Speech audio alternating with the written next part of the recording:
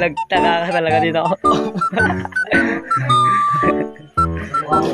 Yan, napalalalagsag daw. Hindi na pala na itong tawag.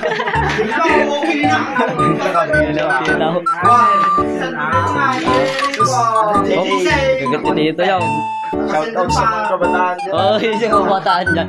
Dahil wala siyang cellphone daw. Ito yung ginawa niya. Sana masira yung cellphone niya. Pala laging ganito niya. Yan. Ito. Shoutout sa mga kabataan dyan. Shoutout naman sa mga kabataan dyan dito. Mama, anong ulam?